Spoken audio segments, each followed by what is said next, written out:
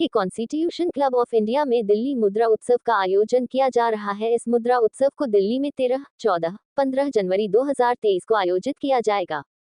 इसी की जानकारी देते हुए प्रेस वार्ता आयोजित की गई। इसमें दिल्ली मुद्रा उत्सव के सभी सदस्य उपस्थित रहे, जिसमें उन्होंने बताया कि मुद्रा उत्सव में विद्यालयों, महाविद्यालयों के बच्चों को प्रदर्शनियों के माध्यम से युवा एवं बच्चों को महत्वपूर्ण जानकारी दी जाएगी, जिससे युवा पीढ़ी को अपनी धरोहर को संजोकर रखने की जानकारी दी जाएगी।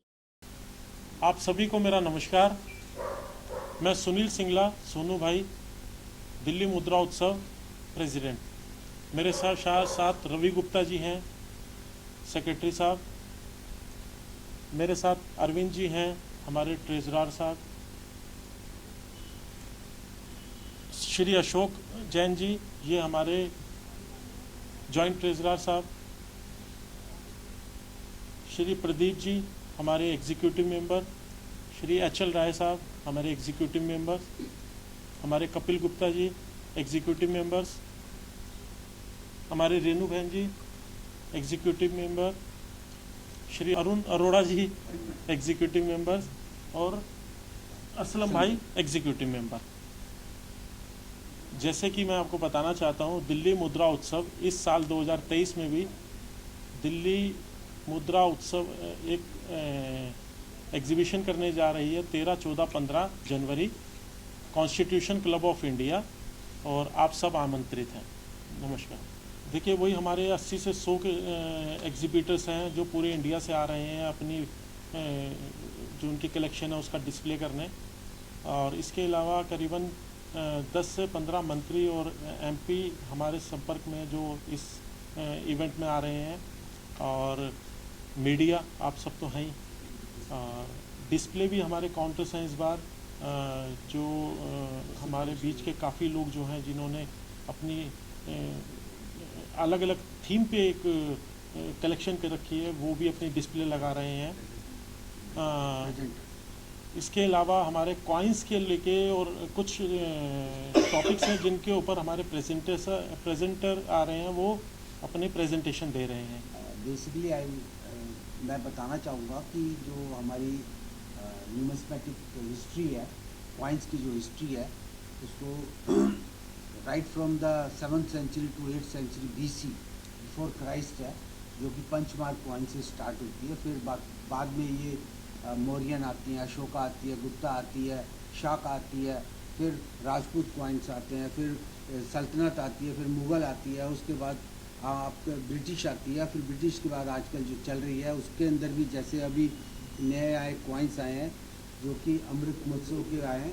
तो these are all the coins which are required to be seen by other people as well in the life to come. मैं रवि गुप्ता, सेक्रेटरी दिल्ली सोसाइटी का। नोटों की कलेक्शन के अंदर पुराने नोट शुरू से ही कलेक्ट होते रहे हैं, जैसे ब्रिटिश पीरियड से, तभी से नोट स्टार्ट हुए हैं। उनके अंदर नंबर, फैंसी नंबर, अलग अलग राजाओं के फ़ोटो, रानियों के फ़ोटो, और पहले नोट शुरू में एक साइडेड प्रिंट होते थे, उसके बाद से दोनों साइड होने लगे। और फिर आजकल जो ज़्यादा फैशन है वो फैंसी नंबरों का होता है, जैसे सीरियल नंबर 111, 222, 333, या फिर एक के आगे सारे 0, या 1 2 3 4 5 6 7 8, या उसका उल्टा। इस तरीके के नंबरों से नोट इकट्ठे करते हैं लोग। और फिर उसके बाद में कुछ नोट जो कम बने हैं, जैसे 1964 में 1 रुपये का नोट, वो कम बने हैं तो उसकी ज़्यादा डिमांड रहती है, उनके रेट्स भी इसीलिए बढ़ जाते हैं। और एक तरह का देखा गया है, जिस तरीके से हम पैसा बैंक में रखते हैं, ब्याज मिलती है, उस तरीके से उसकी इंक्रीमेंट होती ही रहती है।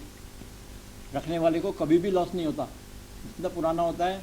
बाकी ये रखना पड़ता है, आज लेकर के आज ही बेचना चाहो तो नहीं बेच सकते, लेकर के भूल जाते हैं तो उसके रेट बढ़ते हैं। ऐसे ही कॉइन्स का भी ऐसा ही है, जो कॉइन्स हैं या स्टैम्प्स हैं वो भी एक धरोहर की तरह ही हैं, और डिमांड और सप्लाई पे बहुत डिपेंड करता है। इसमें बहुत अलग अलग कलेक्शंस हैं, जैसे एंशियंट को हम अलग लेके चलते हैं, फिर उसके बाद में जो हिंदू मिडीवियल आता है, फिर इस्लामिक मिडीवियल है, फिर सल्तनत, फिर मुग़ल, प्रिंसली स्टेट्स, ब्रिटिश, और फिर रिपब्लिक। सो हर कलेक्टर एक अपना सब्जेक्ट चूज़ करता है और वो सब्जेक्ट के हिसाब से अपनी कलेक्शन को बनाता है और नेचुरली उसकी डिमांड और सप्लाई के हिसाब से कॉइन की अपनी वैल्यू रहती है। हमारे यहाँ जो है ना, उन बच्चों के लिए जो हम उनको प्रमोट कर रहे हैं हॉबीज़ को, हम अपने 3 दिन के प्रोग्राम में हर एक 2 घंटे के बाद में एक ऐसा सेशन लाएंगे जो बच्चों की हॉबीज़ के लिए वहाँ काम करेगा।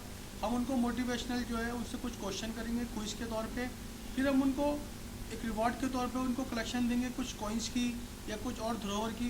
तो इस तरह से जो है ना उनके अंदर एक मोटिवेशन आएगा कलेक्ट करने का। तो हम बच्चों के लिए ये इस बार स्पेशल करने जा रहे हैं और 3 दिन के अंदर हमारा ये प्रोग्राम हर 2 घंटे के बाद में हमारे प्रोग्राम के बीच में चलता रहेगा। दिल्ली मुद्रा उत्सव में आप सभी का स्वागत है।